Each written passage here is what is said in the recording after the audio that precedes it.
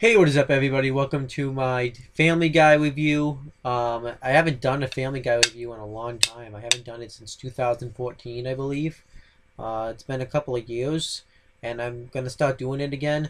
The funny thing is I had mentioned this before on the channel, but I actually went on a Family Guy montage last in the summer, and I guess I just didn't do the video. So now I'm gonna watch it again, and I'm going to review every episode. Normally it's gonna be one a day, but since it's gonna be midnight by the time this gets uploaded. So since I was supposed to start this on Tuesday, and since I missed, I believe I missed. So I'm gonna do four of them today, just to kind of just to catch up. So I'm going to do just that. So let's get it started. All right, so this episode is season 1, episode 5, and it's called A Hero Sits Next Door, and it came out on May 2nd, 1999, and I thought this episode actually was really good. I thought it was really funny, and I thought it had a good storyline in it. So the episode starts off with Stewie reading adult books. He's reading stuff from Prince, and he's reading just a bunch of adult books, and Lois comes over and tells Stewie that he can't be that he shouldn't be reading those books because those for adults. So she tells him to watch the Teletubbies, and I remember watching the Teletubbies when I was that young, and I didn't really like it, but I didn't hate it either. And Stewie actually doesn't want to watch it, but he sees how fun it is, and he's like, kind of like he's hypnotized by it. He has no choice but to watch it. But he's actually enjoying it, though. I thought that was really good. And then Peter comes in and changes the channel and wants to watch something else. So then Stewie thanks him, and he says that when he overtakes the world, he's going to spare his life. And I thought Stewie was just such a great character in that regard. And then it cuts to the theme song. Everybody knows the theme song of Family Guy. It's, everybody goes by the piano. They do it like it's a Showtime show, so... And then Peter's at work, and his boss, Mr. Weed, which I always think is a funny name that he had. I don't know if there was supposed to be a joke behind it or not. Comes up and tells them that they're gonna have baseball practice, and they have to face. I forget exactly who they're facing, but they have to face an old rival that it doesn't necessarily say exactly.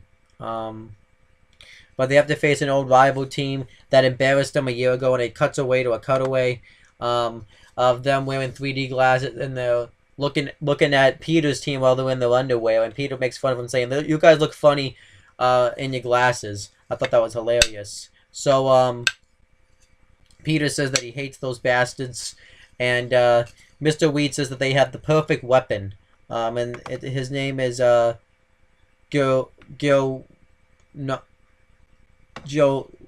Mono, I don't know how to say his name, and he's like a big baseball player, and Mr. Weed ended up hiring him. It shows a cutaway of him putting the 3D glasses and looking at his body, which kind of questions his sexuality. And Peter tries to pitch in a new toy. It's a toy that teaches kids a lesson. It's a toy of a young, hot-looking Barbie doll, and then it inflates up into a fat girl. And then it turns into a radioactive alien, which I think is funny. And Mr. Weed says he'll consider it, which pretty much means he's not going to do it. So Peter's happy. He's like, yeah, you hear that? He said he'll consider it. And then Peter's back at his house with Brian. And Peter's going to go to his the baseball game. And Lois wants him to come over to meet the new neighbors because they recently got new neighbors. And Peter doesn't really want to because he went and saw the other neighbors, and the other neighbors, he let him borrow his toaster, and he never gave it back. So it shows a cutaway of the guy with the toaster, and he's like, well, if she wants, we may have had a divorce, and if she wants custody of the kids, then she can have them, because she doesn't have to worry about me anymore. And he pretty much committed suicide. He was in the bathtub, but he puts the toaster in the bathtub, and he ends up killing himself. I thought that was actually pretty funny. So then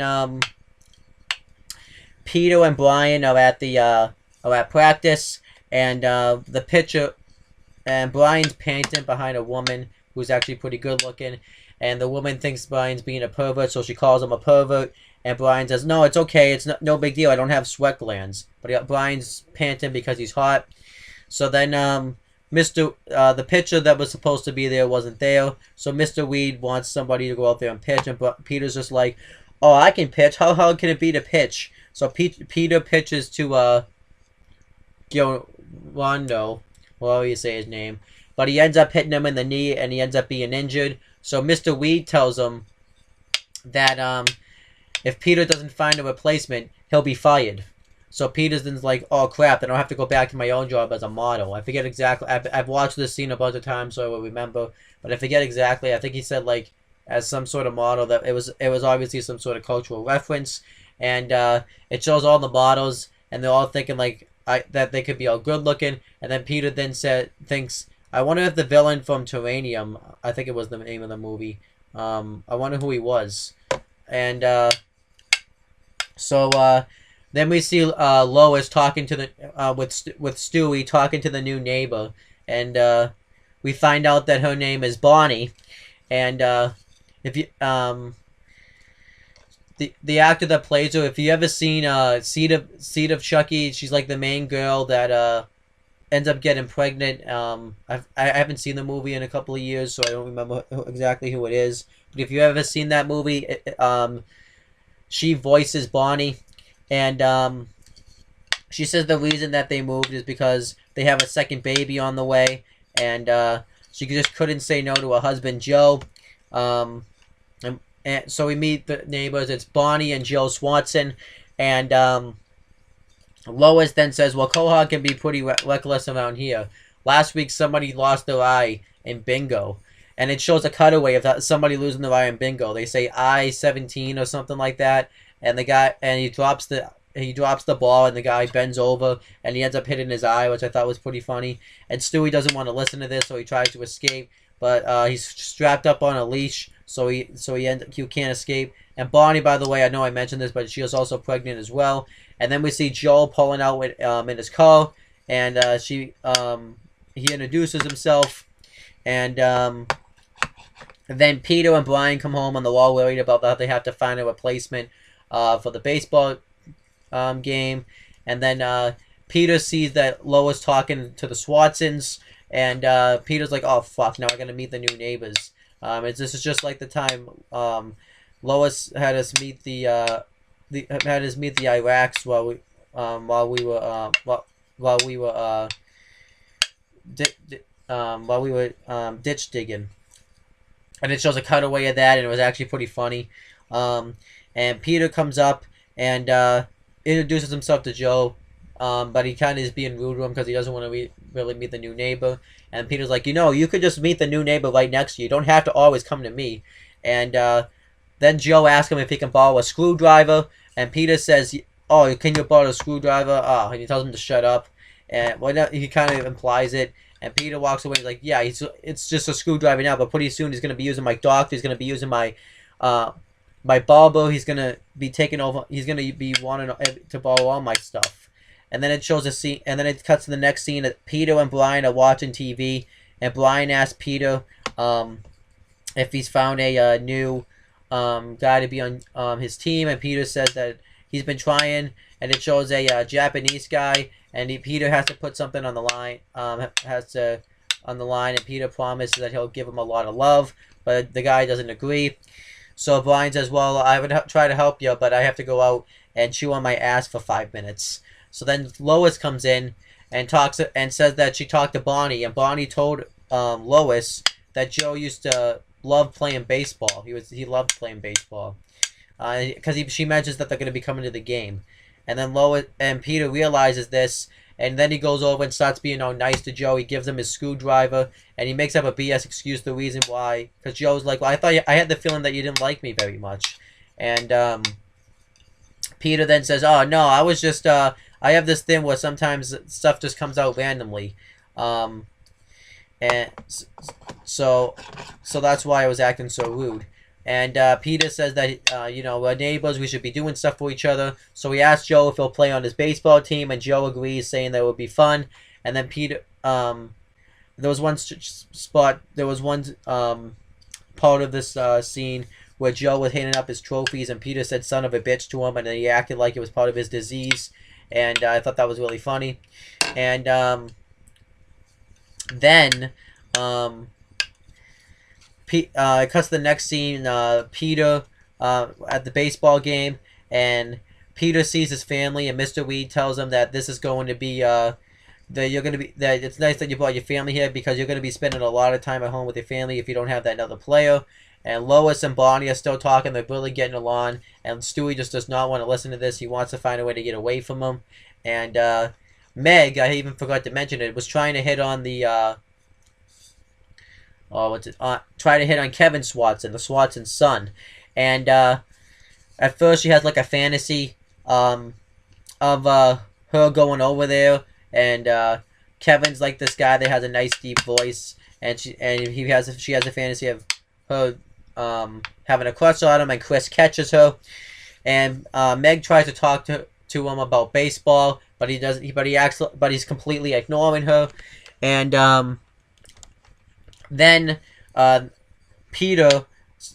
Joe comes over, and we see that he's in a wheelchair. So pretty much he's a paraplegic, which means he's crippled from the waist down.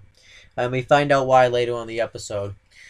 And obviously Mr. Weed's pissed about this because Peter had no idea that he was a paraplegic, because the only time they saw each other was when they were in the car, and when he was packing up his trophies, a bunch of boxes were in the way for him, so we didn't see it. Nobody knew that he was a paraplegic, so I thought that was actually pretty funny. And I thought that was actually a nice twist. And Mr. Weeds is pissed about this, and Peter's like, look, I swear I had no idea. Maybe no one's going to hand it to him. So then he takes shortstop, which is pretty much where all the balls go, and Peter's playing catcher, and the batter gets ready to swing, and Peter prays that he doesn't hit it to Joe, and of course he probably hears this, so he does, and Joe actually gets the guy out. He actually ends up playing really well, and Peter was actually impressed. And Stewie sees this as well, and he sees that Joe is in a wheelchair, and he's wheeling around, and then Stewie thinks that Joe is half human, half robot. So he says that he must get control of that machine, so that way he can get away from Bonnie and Lois. So then it's the final inning of the game. Pretty much Peter's team is dominating, and Joe ends up hitting the final home run, and everybody celebrates with Joe. They pick him up and take him crowd serving, and Peter's like, but wait a minute, I'm the one that found him. We wouldn't have even known about that guy if it wasn't for me. But they don't listen to Peter. And then Joe has a little bit of a party back at his house, and he makes, I think, a sex joke talking about how Barney's not the only one here that gets pigs in a blanket, and it was actually pretty funny. And everybody pretty much loves Joe. They look at him as a hero, and everybody admires Joe. And Peter's upset about this. You know, he's saying that they're treating him like he's the life of the party. Well, I can be the life of the party as well. And then he jumps in the pool, and he tries to get his attention, saying, "Hey, look at me! I fell in the pool with my clothes on. What? I'm wild over here." But they don't pay it. But nobody pays attention to Peter. And then Peter's all pissed off that everybody's paying attention to Joe. And then Joe, Stewie comes up to Joe, and he wants to know how he got that wheelchair. And Joe tells the story. He pretty much says it happened on Christmas Eve. He said that somebody was trying to steal presents from the orphanages on Christmas, and pretty much it was the Grinch. So they kind of do a whole parody of the Grinch that stole Christmas. And him and Joe have a fist fight, and the Grinch actually says a poem that he won't stop him, that Christmas will not happen. And Joe ends up getting the presents back, but the Grinch throws a skateboard, and Joe ends up falling off the roof, and that's how he ended up breaking his legs. And he ends up handing the orphan a present, and this makes him look like a big hero. But obviously, they come back to this. I'm not going to say what happens, but they do come back to this later on in the series. And I will talk about it when we get to that point. And everybody is all teared up after this. And Peter's upset because of the fact that everybody's looking at Joe as a hero, but he wants to be looked at like a hero. Um, and I think he's being really rude to Joe. He says that he tries to get his family to leave, making it a BS excuse that they're going to take a surprise vacation in Hawaii. But Chris and Meg don't want to leave, and Lois doesn't want to leave, and Lois wants to know why Peter's acting so strange. And Peter says that he doesn't want everyone looking at him as like a hero, and he says that he talks about how he can't even. I can do one thing he can, and I can walk. And I thought it was a pretty dirty joke, and I thought it was a good joke though. And then Peter's outside his house all upset. Then Brian comes up, and Brian talks about how great Joe is, and he says that he found the one spot behind his ear that made him tapping his leg for hours. And Peter says that he's sick of everybody admiring Joe. And then Brian says, well, that's because he's a kind-hearted man and he's done a lot of stuff. And if you want to be a hero, you got to do something. So this gives Peter an idea to go cause some trouble, to go find trouble, so that way he can show his family that he can be a hero as well. I thought it actually was pretty good. And then Stewie's watching Joe, and he comes out of his cabinet, and he tries to use a grappling hook to get to Joe so he can get his wheelchair, but he ends up going right out the window. I thought that was hilarious. And then Peter buys a police scanner, so he can kind of go on and listen to one and go be a hero. And he has a bank robbery, and him and Brian go over to the bank to find the robbery. And I want to make sure I didn't miss anything. Well, Peter goes to the bank, but he doesn't tell his family that there's a bank robbery going on. So then what happens is Peter ends up going into the tells his family to wait in the car. And then the bank robbers are saying, let's congratulate, I forget her name, but pretty much the person that was at the desk for her first bank robbery. And they were being really nice. Obviously, I think it was supposed to be obviously a joke. And then Peter comes in and tries to save the day, but the robbers threaten to kill everybody there, and they start shooting their guns. But Peter and Brian hide underneath a desk, and Peter says, "Man, I wish Lois and the kids could see this." And then Brian's like, "Yeah, it's going real smoothly so far," obviously being sarcastic about it. And then Meg asks Lois how she can get a boy to like him, because this guy is not noticing her.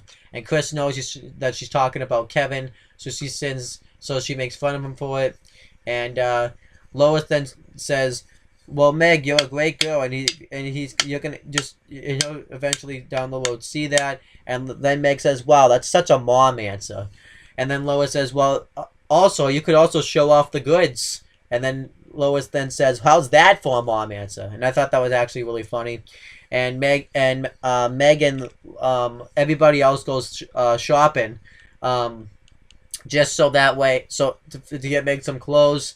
And then Peter and Brian are back in the bank, and Peter says that he has an idea, and Brian's like, "Yeah, you're just gonna improvise, aren't you?" He's like, "Yeah, that's actually a great idea, improv. I was just gonna use a little girl as a human shield so I could get out of here." But then Peter does improv with the robbers, and they actually buy it. He asks for he actually does like an improv show, and he actually has it, and he pretends that he's in a pet store with a pet, and he has the guy, but one of the robbers pretend that his gun's a puppy, and he has worms. And he takes the gun, and he points it at the robbers, and he says, "Yeah, now I'm the hero now." And he's all happy about it. And they're all about to go outside. Peter's about to be the hero, but he sees that his family's not there. So he doesn't want to go out there yet because of his family. Because he wants his family to see this go down. And then Peter confesses and says that the reason he's doing this is because there's this guy next door who my family looks up to, and I just wanted to be a hero to my family. And everybody can relate to it. And then one of the robbers says, "Yeah, I understand you, man. That's why I rob banks." And then they start hug, and the robber tricks Peter. He grabs his gun, and he takes Peter and Brian as hostages. And then this gets put on the news, and They actually when the guy in the news was talking about it, um, who's Tom Tucker. The news actually puts up the wrong picture, so the Tom Tucker has to be like over there. So then the Swatsons are Watson, and Joe tells Bonnie that he has to go do this, and Bonnie says, "I know," and he goes, and Joe goes off, and then the Griffins come back, except for obviously Peter and Brian, and Lois tells one of the police officers that her husband's in there, and then actually this actually hadn't happened yet. So what happened is she sees that